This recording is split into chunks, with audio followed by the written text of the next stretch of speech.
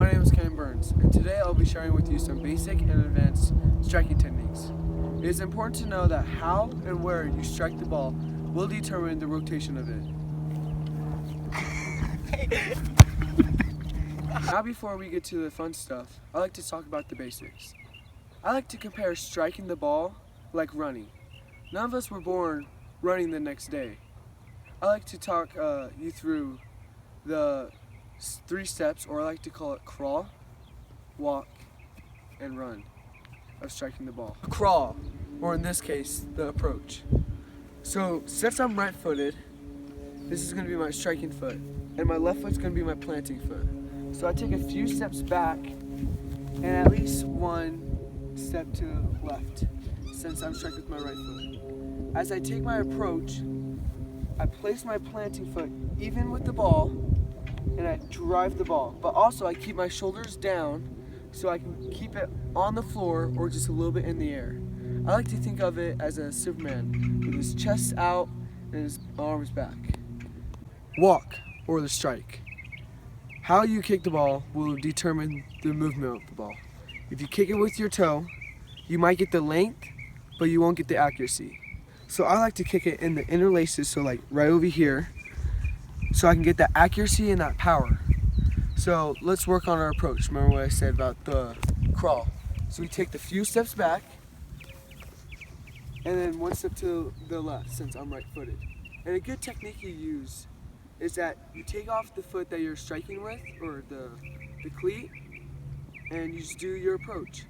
And so you have to make sure to plant your foot level with the ball and do the Superman chest out, and you strike the ball. And this whole thing is about locking your ankle.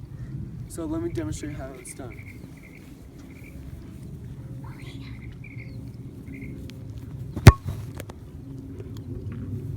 That's how it's done. Run, or the fun stuff. Today we are doing 3 kicks: rise, knuckle, and curve. Let me walk you through the rise.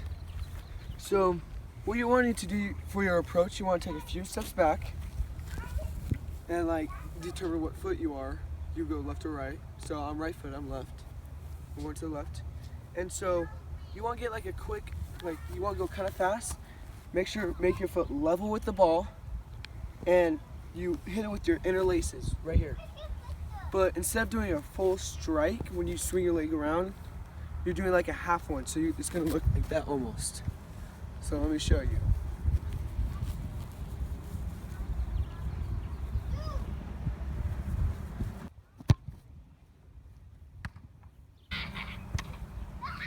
That's how it's done. So it's the same thing, almost like a rise. The same approach and everything, but it's just you kick it different with your shoes. So if I show you, the rise is with the bottom of your interlaces, but for the knuckle, it's at the top of your interlaces. So it's like up here, it's like up there.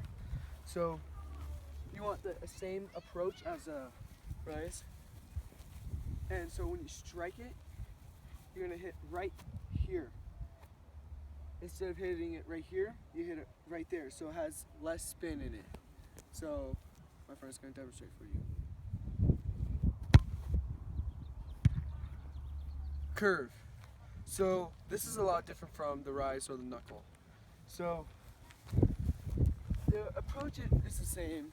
So you take a few steps back, a couple steps out, but your planting foot is level with the ball, but when you shoot it, you bring your leg around so it can have that nice bend into it.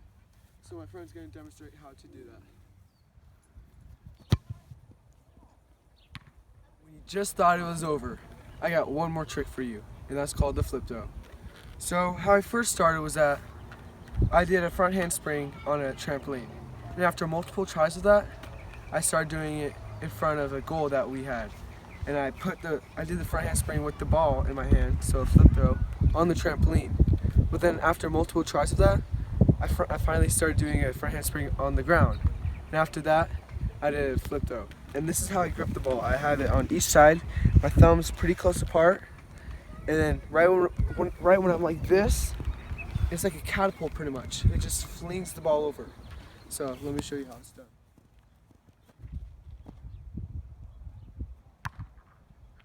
That's how it's experience how a soccer ball feels when it's getting kicked. Let's go test it out.